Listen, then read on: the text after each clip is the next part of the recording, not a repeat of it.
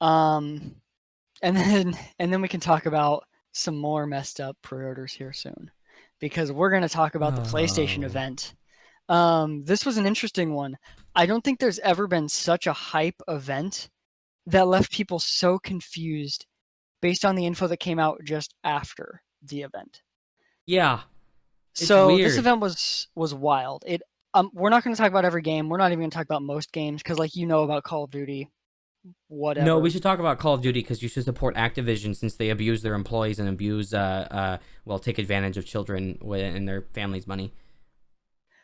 So let's talk about them. No. No. So it opened with the only game not being shown running on a PlayStation 5. They were straight up and said this was running on PC. And I saw a lot of people giving Sony crap for showing a game running on PC. Meanwhile, we've seen almost no public gameplay of the Series X because most of the games are running on PC that we've Yeah. seen running on Series X. Digital Foundry even mentioned it in their video about the PlayStation event, where like they've seen some gameplay, but like the public hasn't seen that much. Mm-hmm. Well, Whereas, and just because like the game is being shown on a PC, like that just leads to a level of optimization isn't done yet. yeah, I do think it's important to show, especially for launch events like what Sony and Microsoft have been doing. Mm-hmm. I think it's important to show games running on the system, Yeah, no, because I agree. it's one thing, like, if a PS4, like if we see Cyberpunk, 2 years ago running on PC, like obviously it's going to come to PS4 at some point. And so if they showed us PC, but emulating PS4 hardware, like that's fine because that's a ways out and we know what the PlayStation 4 can do. Mm-hmm. But people want to see, what is the PS5 going to look like? What is the Series X going to look like? And so, like last event, I think the only game shown that wasn't running on PS5 was um, Grand Theft Auto, Mm-hmm. because there's not Grand Theft Auto PS5 footage yet because they just announced it. They haven't really gotten into development that much. This game that was announced, wild announcement. Like this is they Final Fantasy 16 was announced. This has been the longest drought in mainline Final Fantasy games, I think, ever in the franchise's history. I don't really play Final Fantasy games that much, Me neither. but from what Yeah. I've heard, like it's been a long time compared to normal, and so that's a really big deal. And it's made bigger by the fact that it is a PlayStation 5 console exclusive. It is apparently it is coming to PC, although with what we'll talk about in a second with some Demon Soul stuff, maybe not. So PS5 Um, exclusive, is that like, would that be a assumedly timed exclusive then if it's coming to PC? no. Huh. If it's coming to PC, it would probably come out same day, but it is not coming to Xbox at all for sure. Huh. Interesting. Huh. Okay. Which actually is not uncommon. The Final Fantasy franchise used to be PlayStation exclusive. Yeah, yeah, It's completely more of a PlayStation coming exclusive. home than it is, like, it'd be one thing for Sony to buy up a Call of Duty or like another like well-known big franchise as exclusive that's its history is from being multi-platform. Mm-hmm. This is taking something that was traditionally on PlayStation and it moved off and like taking it back. Yeah, yeah, no, I guess that So, makes sense then. So, but PC then and we'll then probably get. Okay. maybe. So, Demon Souls wasn't the next game announced, but I'll talk about it just because it was relevant. Mm-hmm. They did show Demon Souls gameplay, and whew, man, it is a. I mean, obviously, it's a huge upgrade from Demon Souls because Demon Souls was a PS3 game, so I would expect a PS5 remaster to be a huge upgrade. Mm-hmm. But damn, does it look good!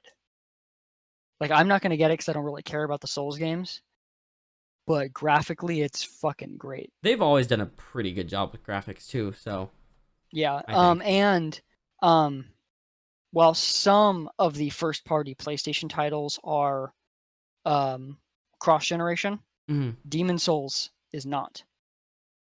Oh, okay. So it's very specific then. Yeah. Okay. Yes. That makes sense that And they would put then, time into optimizing it and making it look good. yeah.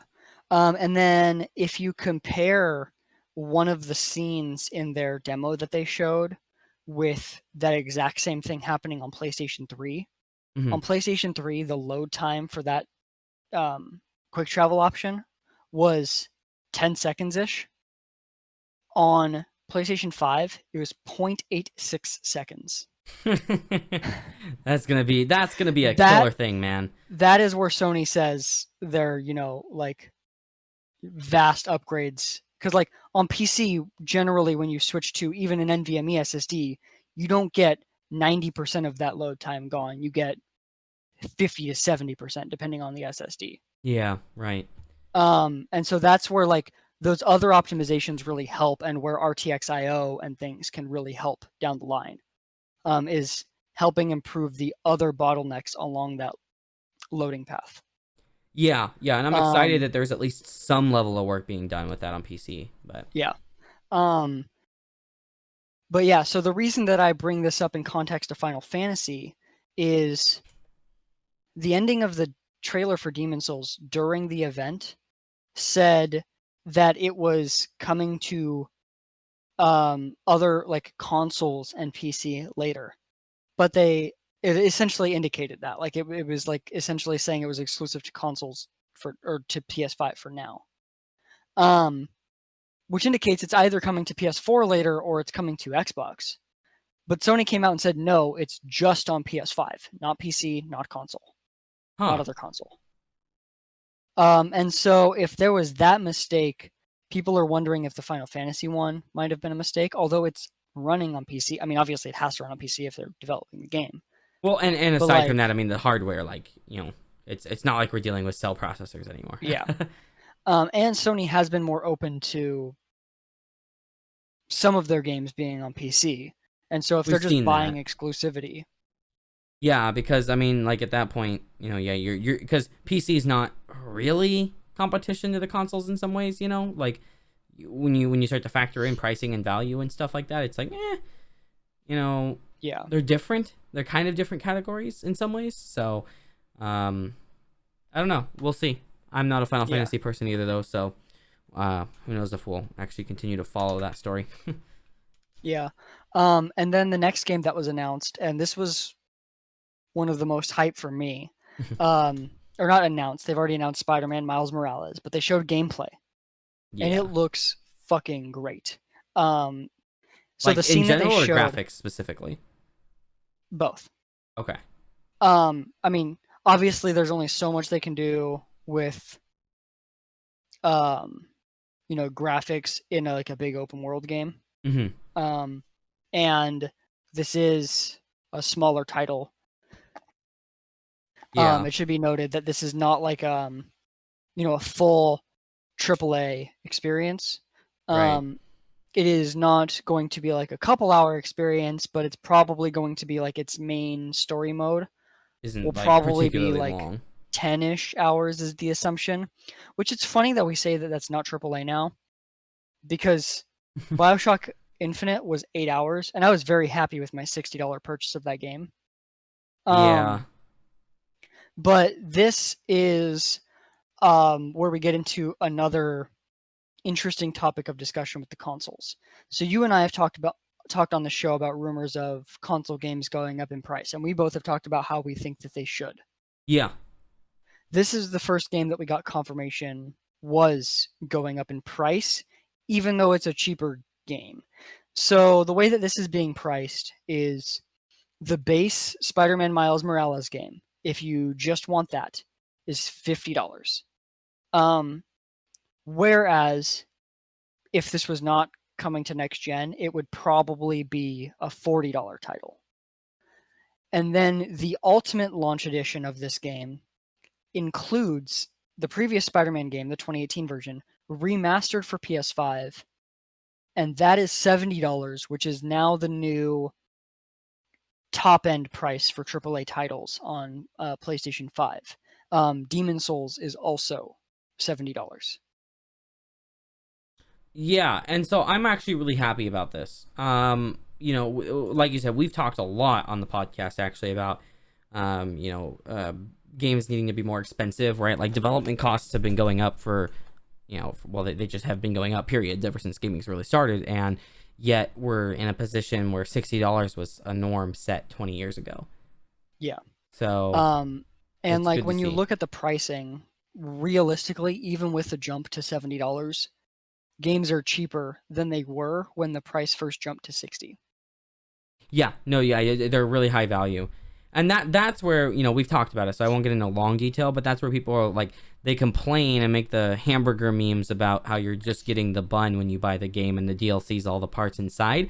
But it's like, okay, yeah, but like if you want to go get a Five Guys burger and you're like, here's $1, that's what you're gonna get. You're not getting the full product. You have to buy the Yeah. full product, and so like I think it's important to have an understanding there is as game prices go up, I do think that more should be included in DLC should go down, so to speak. Like shouldn't like just more free DLC basically Yeah, I mean, because there's a number development of time is different a things that the $70 price increase brings along with it. So obviously, there's the just overall they make a lot of money thing.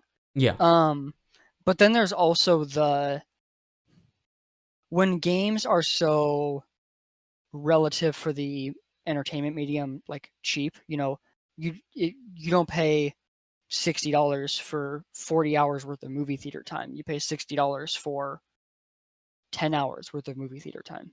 yeah. Well, Um, unless you buy a lot of food, then you pay like $45 for 2 hours. yeah. But like, so when they're so cheap relative to the medium, you run into the issue that because games are so damn expensive to make, a lot of Sony titles are 100 million plus dollars. Same thing with like Red Dead Redemption 2 is up there, $100 million games. Grand Theft Auto, those types of things. Mm-hmm. Those are all pretty high risk games, and so they have to play it safe.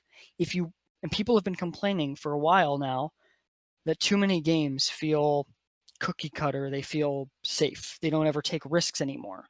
If you want games to take risks, they have to have a greater expectation of recouping that money. And so if you expect the games to be as cheap as possible and as risky as possible, one of those two things can't happen. And Yeah. so a little bit of a price increase to give a little bit of flexibility for game developers is a good thing. Now, obviously, this could be abused. You're going to see games like NBA 2K still milk you up the wazoo for microtransactions and still charge you $70. Yeah. And that's a problem. But ultimately, like, we're running into a situation where the games that are going to do bad are going to do bad either way. And if you have a problem with that, you should just not buy those games in the first place. Yeah. And then for the games that aren't going to do bad, I think there needs to be a lot more granularity in their pricing. I Yes. don't think that every big release is going to be worthy of that $70 price tag. I Um, 100% agree with you there. Yeah, there needs to be a granularity to it. yeah, and so I think that that's something else is like, when we look at the Sony games that were announced, pricing wise, one of the launch titles is Sackboy's Big Adventure. It's a new big platforming game. I assumed that was going to be price wise along with the rest of their top end titles. So now that we know that it's $70, I would have assumed $70, but it's 60. Mm-hmm. It's going to be a bigger title than Spider-Man Miles Morales. So it's $10 more than Spider-Man Miles Morales is, but it's not in Sony's eyes worthy of that $70 price tag. And I think that that's important. Um, Ultimately, 100% agree. games should take a look at their, costs and take a look at their future plan support and then make their pricing decision based upon that, not just go, oh, we're releasing a game, we're going to charge the max amount. Yeah, I think that's a really important thing to take away from this. I think it's very important to, not every game is the same value. Like Witcher 3 is certainly not the same value as, NBA 2K or even, some of the smaller $60 games that have been released that are shorter, right? Like Witcher 3 is the type of game where, assuming you didn't pay for any DLC separately, is like $100 wouldn't be like a bad price for it, right? Because of how much content there is there. Yeah. And I feel like that granularity, like I want to see games between $20 and $100 depending Yeah. on the expense of that So game. for me, I do personally think that when you're talking overall, like I know a lot of people don't like the season pass model, and there are some very valid reasons to not like it when it comes to um, companies lying or flopping on things. But I do like the model of buying the DLC later rather than pricing it in early. And so I guess less so the season pass model and more just buying your DLC. Yeah. I am fine with that. For one, constant revenue flow is good for the company as far as maintaining jobs. And then two, if the first DLC is bad that comes out, then you can not buy the next one if it's not good. Whereas if you pay $100 up front and get all the DLC for free, that's essentially the same thing as pricing in the season pass into the cost of the game. Yeah, And no, I then agree. Yeah. if the content is bad, then you have paid money for bad content. Yes.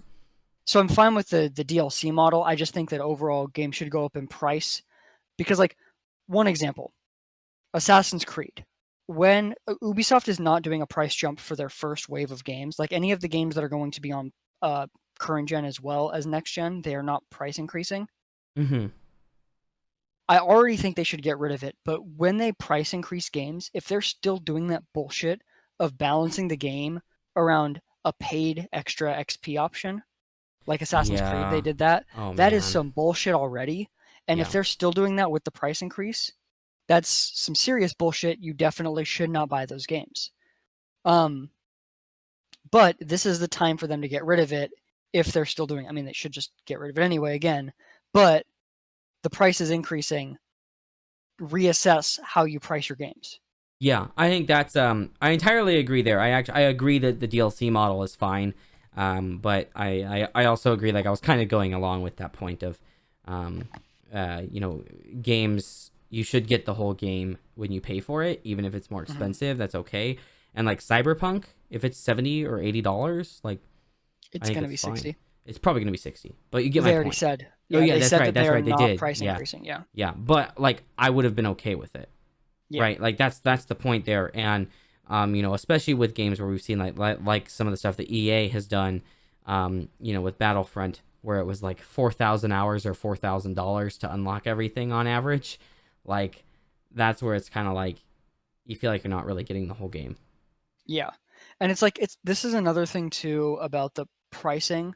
And obviously this isn't really something that consumers should have to pay attention to. This is just something publishers should take into account when they're assessing the pricing of their games. Mm-hmm. Is like Ubisoft owns pretty much every single one of their studios.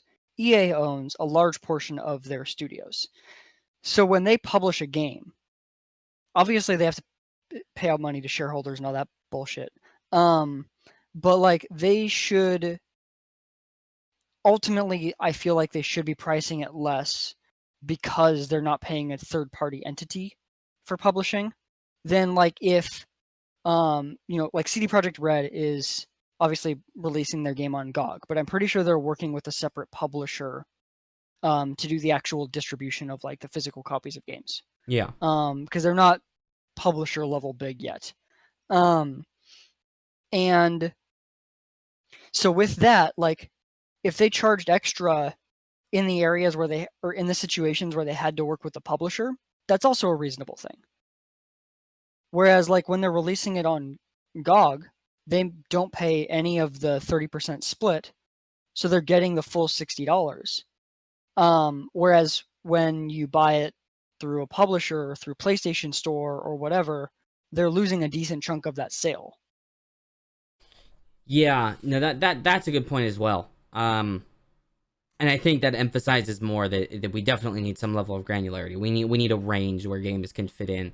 AAA Yeah, games can fit in a, you know, a $50 to $80 range or something like yeah, that, and you adjust it in, you know, $5 increments depending on what makes the most sense for your costs. yeah.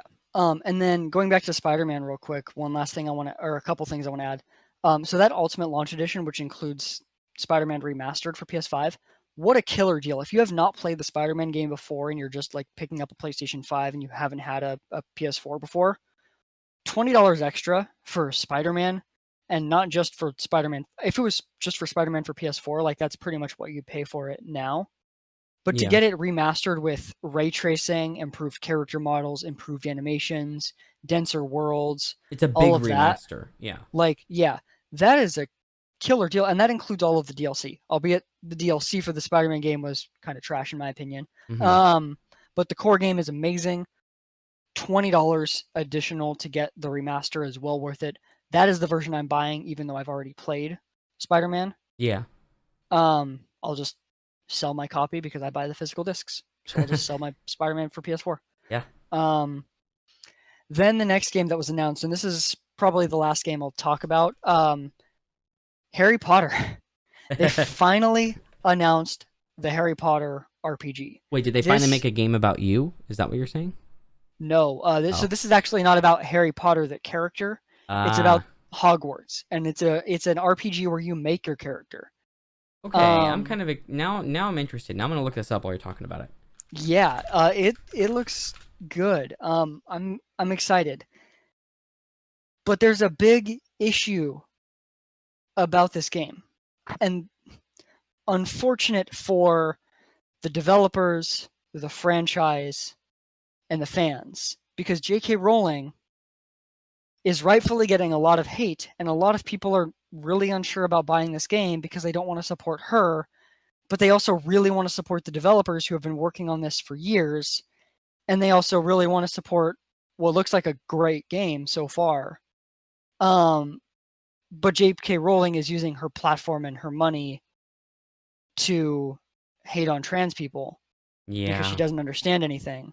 Um, and it's like, yo, you got the money, educate yourself. Yeah. It's Um, and so that's been a big issue.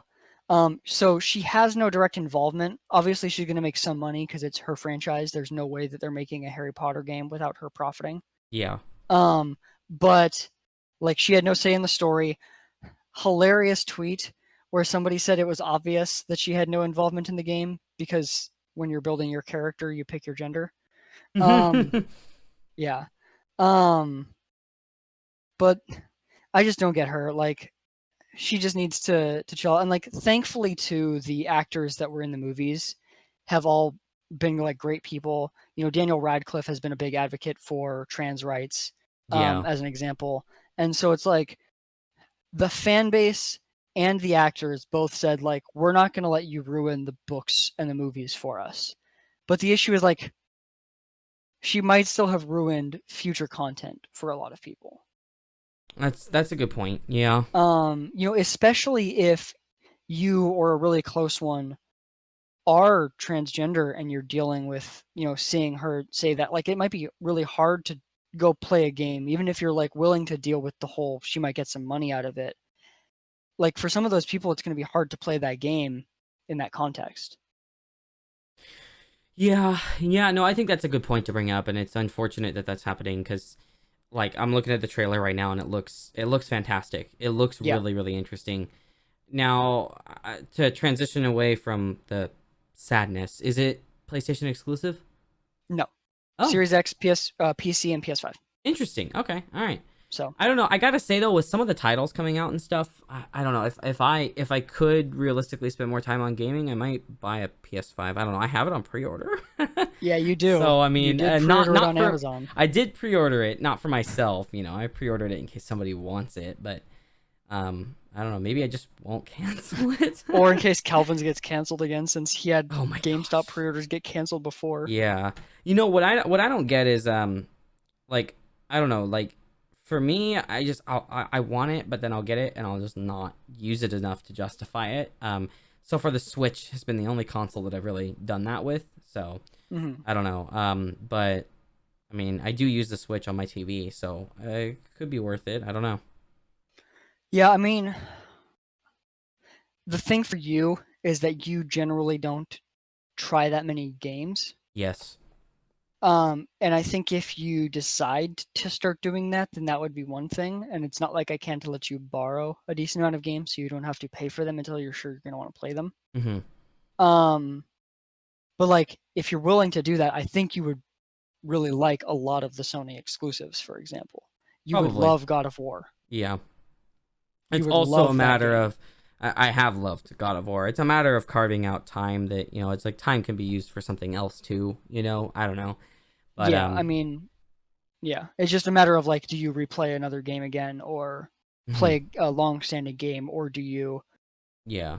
take I a do have break? a Like that. lot of That's games to play already though too to get yeah, like that's through. how I So, do it. Is I have a few long-standing games that I play, but then when a big game comes out, like when Cyberpunk comes out, I'm gonna take a break from RuneScape.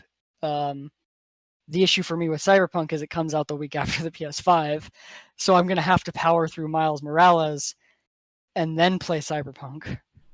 you should get Cyberpunk for PC and we can chat while we play it. I was already gonna get it for PC. Okay, good man. I actually would probably get it for PlayStation 5 if the PS5 upgrade was out, but they at launch day it's just going to be the PS4 version. Oh, okay. That makes sense. Whereas if I could like already have ray tracing on PC, if I could have ray tracing and SSD optimization, I'd probably do it there.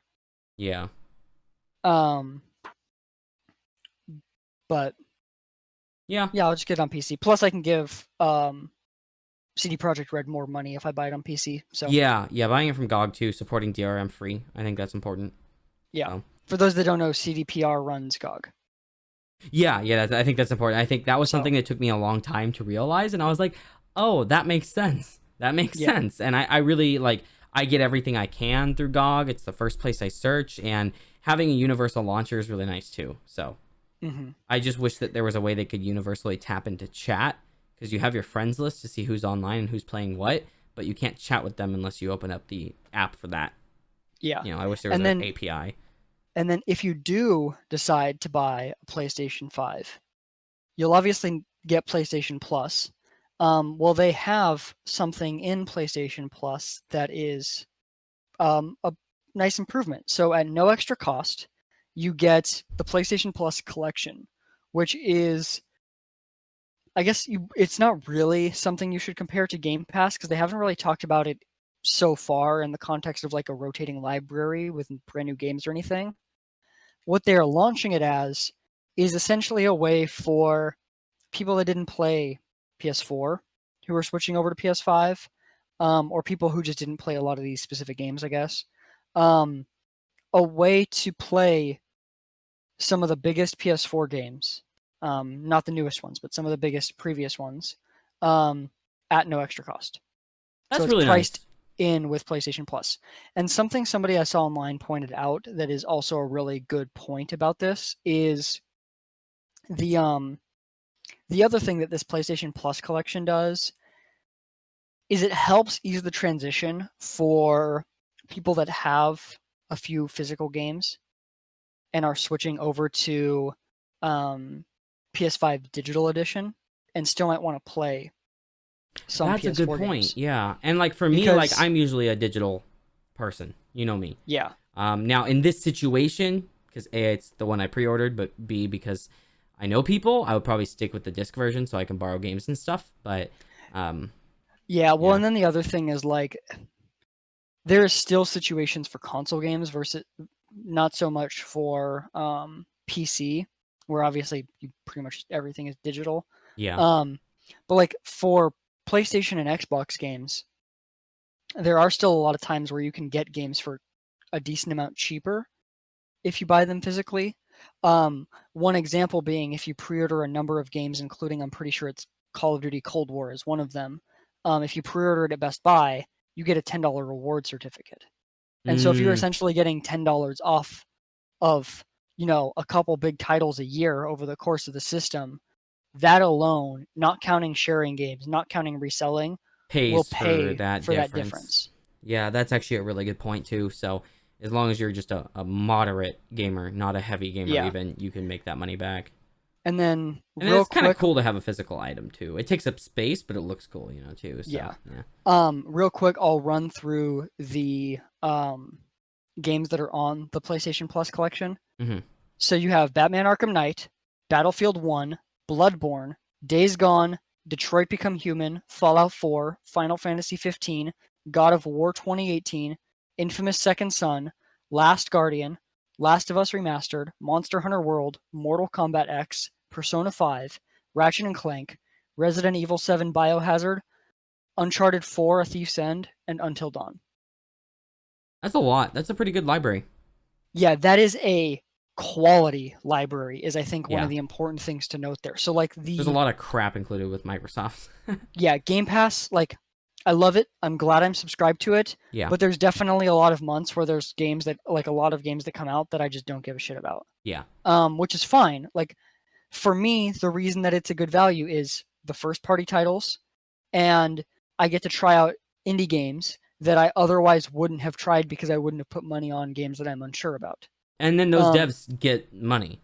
Like, yeah. so you're supporting them too, you know? Yeah. And then in a lot of cases, indie devs especially have noted that even while the game is still on the subscription service, they see such an increase in sales, it's well worth it. Yeah. And so yeah, that it type of thing, popularizes it, and I think it's also I think it'll help cut down on things like piracy and stuff too, if people can, you know, when people can try out games. yeah. So. And so like Game Pass is fantastic, and I think it will also get much better in the quality department once Microsoft has taken advantage of their new studio acquisitions in a few years. But for right now, like, you know, God of War, Uncharted 4, Last of Us Remastered, if you haven't played those games, this is killer. And I am one that hasn't. Yeah. So who knows? Who knows? I don't know. I it's hard for me to pick games because like I want to play Elite Dangerous so much more, man. But it's like and then, I don't have it on my TV. yeah. And then speaking of God of War, the last thing they announced at the event, or the last thing they teased, was God of War Ragnarok is coming. I've liked the 2 God of War games that I have played. It's been impressive. One of them was back when the PSP Go was around. I don't remember which version that was, but it was a great game. I loved it. Yeah. So. And God of War 2018 is a huge step up. I don't know if you know this about the game. There's no camera cuts. Oh wow, that's nice. At all. Going from gameplay to cutscene, the only time that the camera ever cuts from the start of the game to the end of the game is when you die. I like that. I like that fluidity, and it makes it better with the SSD benefits there. Oh yeah. Oh yeah. But it's like, it is just such a quality game. You know, it's so like throwing the axe is so satisfying. Everything is so well done. The story is fantastic. They didn't do any DLC for that game. They said, this is the story we wanted to tell. We'll continue the story in the next game. That's nice. Yeah. I like it. Cool. And then I guess kind of our last subject about it here, or last topic of the show, kind of even. Well, I haven't mentioned prices yet. Oh, that's right. Yes, let's get through that. So, $4.99 for the disc drive version and $3.99 for the discless version. Exactly what I predicted. Yeah, and it was $100 less than I thought it would be. I thought there was going to be $600 for the disc version. That was just my thoughts.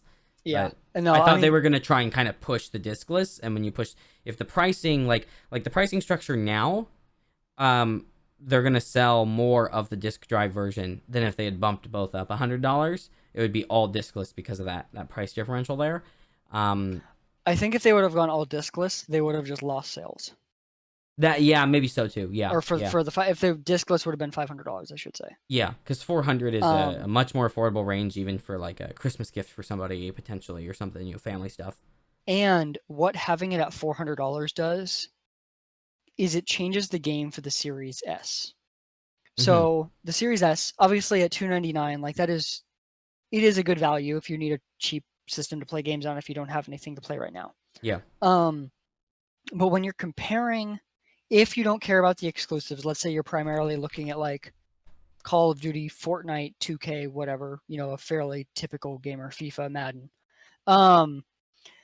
If you're looking at playing mostly those games, you have the option of, for $300, the Series S, which is like a 1440p box, according to Microsoft, with a 512 gig hard drive. So probably like 380 usable.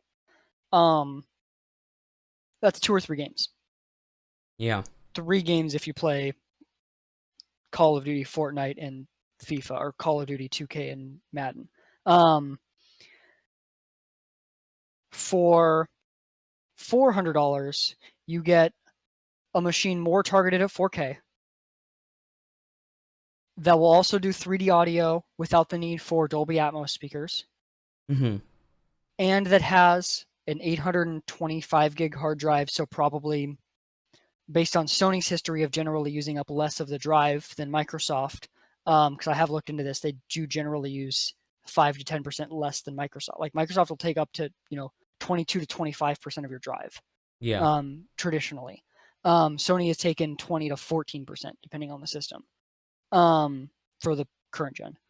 So you're looking at like let's say low 700 gigabytes.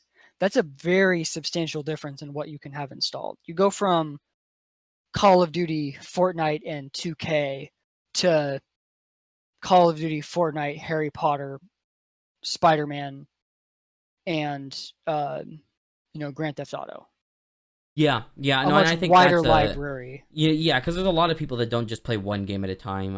In fact, I'm one of those people where I kind of will be playing 4 or 5 simultaneously, like not simultaneously, but you know what I mean. And having to reinstall stuff like that would be really irritating if you can only have 2 games or something like that. That Yeah. just sucks. So Yeah, and so it's like ultimately, if you do need more storage than the 825, at launch, pricing for external storage will probably be pretty similar, except for the fact that it sounds like you'll only be able to get a 1 terabyte expansion for the Xbox, whereas obviously because Sony is using M.2 yeah. NVMe SSDs, if a 512 gig that is fast enough is released, you can use it, and so you could potentially save money that way. Or But if you like need like looking a at ton of space long term too.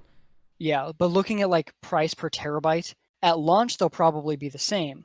But that's pretty bad on Microsoft's part since Sony's drives are more than twice as fast. Yeah. But I think vastly less people will need storage expansion from 825 gigs, even if Microsoft did an 825 on the Xbox Series X, which they thankfully did 1 terabyte. But like just less people will need that, it's easier to balance enough room for, let's say, 5 to 6 larger games than it is 2 to 3 larger games. Absolutely. That's a huge deal, especially if you want to keep maybe a game that you only play with friends periodically installed. You don't have to reinstall it when your friends are like, "Hey, let's play tonight," Yeah. And with slow internet and bandwidth caps in the US, that actually amplifies the importance of having enough space to not have to reinstall stuff constantly. Like having to and reinstall Call of Duty like once a week because you want to play other stuff. Like, are you kidding me? I do have a feeling what we're going to see sold is external SSDs, specifically branded as and these will be like QLC, not super fast, just cheap high capacity SSDs, sold as essentially like game archive drives, because you can move the games over to external drives, you just can't play them off of any external drive on both Right. systems. Okay. So on the Xbox, if you have an external hard drive for your current Xbox, you could use that on your Xbox One, both for backwards compatibility and for like moving games that you're not currently playing off onto the drive, so you don't have to re-download them from the internet. But if you don't buy an SSD, that's still, for a 200 gig game, transferring off of probably a 5400 RPM slow ass hard drive that's in your cheap external drive. Like, that's going to take a while still. Yeah, it's still annoying. Like if somebody wants to play at the night, so it doesn't really mitigate the speed thing necessarily. Correct. Yeah. Yeah, and in fact, I mean, there are gigabit internet is not incredibly hard to come by in a lot of places anymore, and so then you're looking at performance that's not that far off from just downloading it, assuming the servers can deliver it fast enough. Yeah. Let me ask you this though: why can't I use TrueNAS with an iSCSI link to a 10 gigabit adapter for more storage for a console? I don't know. However, you'll find this hilarious if I haven't already told you this. But so PS5 or PS4, I should say, historically bad networking. Like, it takes forever to download games, I've heard despite so people bad. having good Yeah. internet connections. I experienced that, and I never actually played a game on it. I just owned one. That's a software issue. You know how we know that?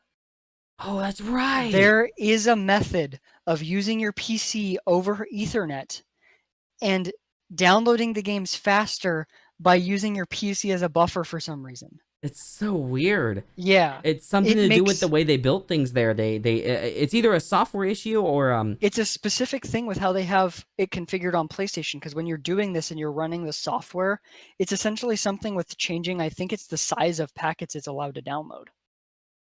Oh no, that makes sense. It's changing And the MTU. Yeah. that's limited on the PlayStation end, not on the So server it's end. PlayStation's networking hardware Yeah. potentially that can't handle a high enough MTU. Yeah. That might be what it is. Because if the MTU is too small, that's the maximum transmission unit. Then you're sending more packets. You have more packet loss, which you can't have with games. So it has to resend those packets, and that's going to significantly slow things down. Yeah. And it should be noted, it sounds like Sony is trying to deal with this on PlayStation 5, Yes. because while the Series S and X only have Wi-Fi AC, Sony's actually gone up to Wi-Fi 6. I have it. I mean, maybe they'll fuck it up again, but it'd be pretty odd for them to jump to Wi-Fi 6 and still have like such shitty networking hardware. They have like a bad MTU. Yeah, yeah, no, it'd be a weird way for them to go. Networking hardware is so cheap now. Like, I'm almost surprised it doesn't have a 10 gig NIC, because you can get those for like, as a consumer with a PCI card, like $50. You know, like, Yeah. but you know, I'm excited for that actually if I end up getting it, because I already have Wi-Fi 6. I can't say what Wi-Fi 6 I have, but I already have Wi-Fi 6, and it's been a good experience on devices that support it, which I think Yeah. the iPhone 11 Pro has, but I know that my iPad does. So yeah. Yeah, I Been get why it doesn't, but I kind of wish it had Wi-Fi 6E. Yeah. Yeah, it'd be It's nice, just but too early. it's too early for it. Yeah. And I Yeah. mean, again, Wi-Fi 6E is not a, like, you know, it's a weird situation, because 6E is really beneficial for somebody living in a very populated area like apartments or townhouses, but then it's Which like, is a significant portion of the population. yeah, it's a lot of people, right? That's why I'm saying it's like this, Especially, it's this situation where, like, if you're in a house though, like, there's no point in spending the extra money, because you'll get basically no benefit. yeah. Yeah. But like, I do wish it had it for, like, especially like downtown, like city center apartment buildings. Yeah. Getting Yeah, it would be really anything useful. off of 2.4 and off of 5 that we can would be nice. It'd Yeah, be better for definitely. everyone. Absolutely. So. But let's talk about buying these. Oh Oh. man. So the event did not announce any pre-order details. Now, a lot of people thought that was odd, and I do agree that they should have just found a way to do it.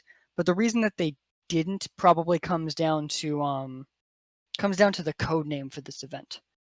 So it was codenamed Project Nimble because they Mm-hmm. wanted to be able to release it at any time. So they essentially had pre-made this. So they didn't want to say pre-orders tomorrow if they didn't know they were going to release it the day before they were going to drop pre-orders. They didn't want to say pre-orders, September 17th. It releases November 12th if they hadn't confirmed shipment was going to happen by then, and so they didn't want to pre-record something with the wrong dates. So they essentially had just pre-made this. It didn't even actually say at this event that Spider-Man Miles Morales or Demon Souls were launch titles. They just said coming holiday. It wasn't until after the event, Jeff Keighley, who runs the Game Awards, was on Twitter tweeting that that Spider-Man and that Demon Souls are launch games, and that PlayStation 5 pre-order should be going up tomorrow. And then Sony eventually confirmed, yes, they should be going up tomorrow. And keep in mind, this was yesterday. And then we when we were putting together the doc, we had a fun conversation and situation. yeah, so on my way home from work yesterday, pre-orders go live at Walmart. Pre-orders go live at Target. Pre-orders go live at Best Buy. I was trying to pre-order it through Best Buy. Best Buy, the tech company, like the company that sells tech, had the worst website. Their entire cart system was broken for not even 6 hours, because it was broken from 5 until I went to bed at 11. I woke up at 1 o'clock in the morning. I tried it again. Their cart system was still broken. Like, not just for the PlayStation, right? No, for everything. Yeah, like, to be clear, like, it actually just broke their site. I removed a PlayStation from my cart and tried to go to checkout just to see if it was working, and it didn't work multiple times. Oh, man. And then some people did manage to get their systems. Like, it was occasionally loading to the next page. You just had to get lucky. I slowly made my way from I couldn't load the cart all the way to confirming which store I wanted to pick it up at. But I could never get to the fucking checkout page. That's just so frustrating. Yeah. It's so frustrating. Oh I did end up man. thankfully getting it pre-ordered through Amazon.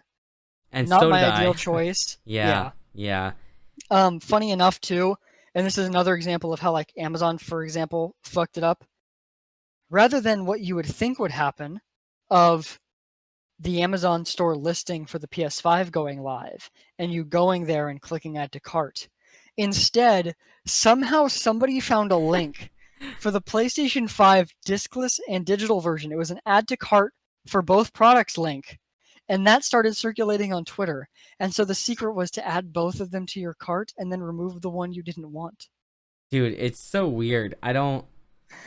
Yeah. It was a really weird way of doing it, and like I actually pre-ordered one. He convinced me to pre-order one specifically in the event that what if somebody we know wants one and didn't get a pre-order. Funny Yeah. now that I might end up just keeping it. Yeah.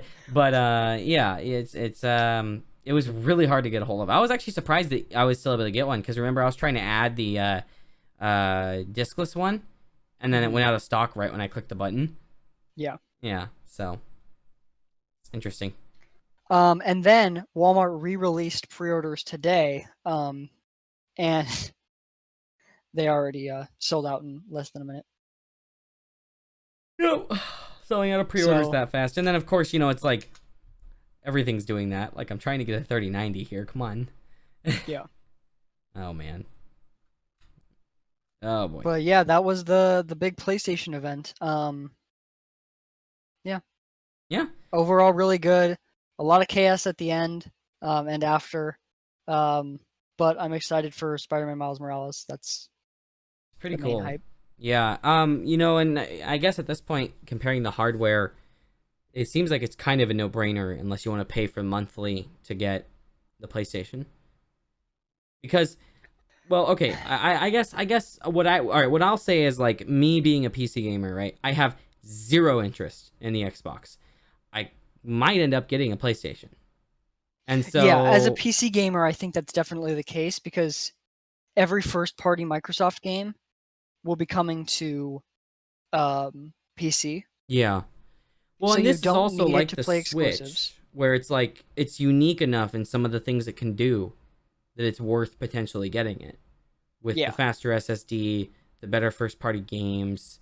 If you don't have a PC and you don't care about Sony's or you don't care about either company's first-party titles, but what you do care about is it, again, where Xbox was the better multimedia device.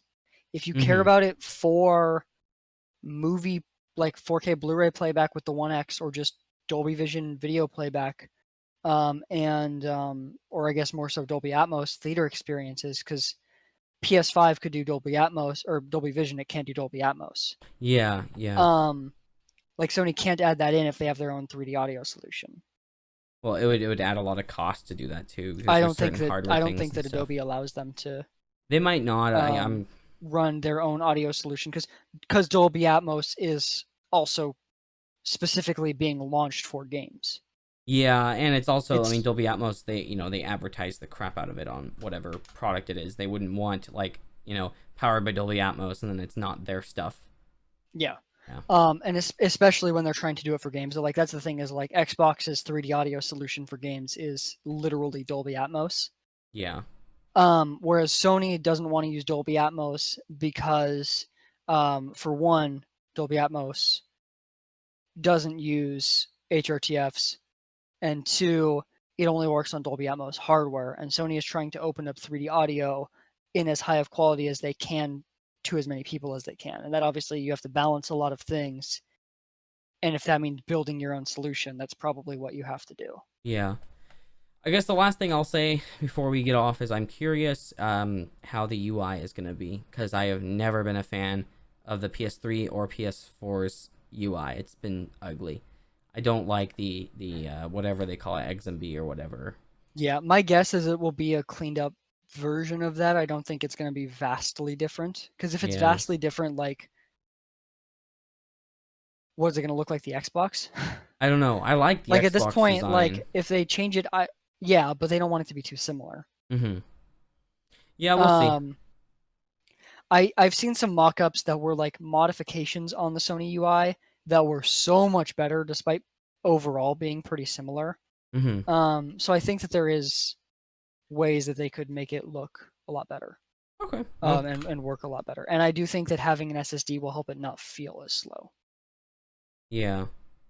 And by the way, they do have a pretty nice looking media remote for it already, which makes Oh, I me know. I'm wonder if already gonna there's. buy it. Yeah, it's available right now. I know. I'm It's in my probably cart gonna, up as if well. I decide to keep this pre-order, I'm gonna add that because Yeah. it could, if they do the right things, could be a really good multimedia device. And having those 4 buttons on there that are blank, that means that you can program it to open specific apps, which is a complaint I have always had about most multimedia stuff. Is Netflix pays money for Roku to put the I Netflix don't button. think the remote is actually blank. I think that was because if you look at it on Sony's website, Oh no, um, that's Amazon's mistake. If you look at the box, it does show them. yeah, it's Disney Okay. Plus, Netflix, YouTube, and I don't know what the other one is. It looks like it says Spotify. Oh, that makes sense Yeah, because yeah, PlayStation has Spotify integration, yeah. as I had So, mentioned I mean, once. if this could be a machine that can also handle all my media, and if the Blu-ray player in it, it does have one, right? Yes, Is good it does enough? do 4K Blu-rays. Dolby Vision? I don't think they've confirmed yet. Okay. Because if it's a good enough 4K Blu-ray player, that'd be also nice. Because Yeah. then if it can do all my media streaming, so I can make this my... Because that's my thing, is like I love WebOS, but it's like a pain in the butt to use different services because like WebOS doesn't have enough services, but it's way better than all the other TV operating systems. Just So use the Apple TV app. what do you mean? You didn't you get the update yet for Apple Oh TV on your yeah, phone? no, I know, but I'm saying there's other services that aren't on WebOS. There's a lot of stuff that's missing. Yeah, more stuff is probably on Apple TV than is on WebOS. The Apple TV app is essentially their Apple TV Is it like UI. Amazon where you can have? Okay, that's good It's to just, know. yeah, it's essentially like buying and throwing an Apple TV in your TV, from my understanding. I'm gonna go give it a shot after we're done with this then. Yeah, Cool. like you should be able to access anything that's on Apple TV. Oh, well, that's good to know then. Okay. Well, I think that pretty much sums it up. We've gone for a really long time here, so we're not going to put our other topics in this one. I'll probably move those over to the next one because they're not really time sensitive. So that's pretty much it for the WordCast number 82. You know, I know that was a lot of talk about Apple and PlayStation, and you know, a lot of the stuff we do here is servers and PC, but um, That's the news for the week. I think this is just well, it's interesting, it's intriguing, and it's there's a place in the market for it. Yeah, for sure. And it's definitely, I think, a better place in the market, a better position than Xbox. Also, And PC or Xbox and PlayStation this generation are forcing PC to move forward. they are, yeah, which is Um, cool on some things. Let's be the clear. Well, yeah. Yeah, Let me finish. I was gonna say the SSD is the first like big spec change we've seen in a long time that will likely affect the minimum requirements for PC games. yeah, that's true. Which has been like stagnant for a while. So, and then regarding the Apple news, because we do cover them quite a bit. Like, I just want to say that sometimes things just functioning so I can work on a server or something like that is really nice. You know, when I'm not having to deal with some kind of bug or crap on my phone, so that I can finish installing Nextcloud on a server.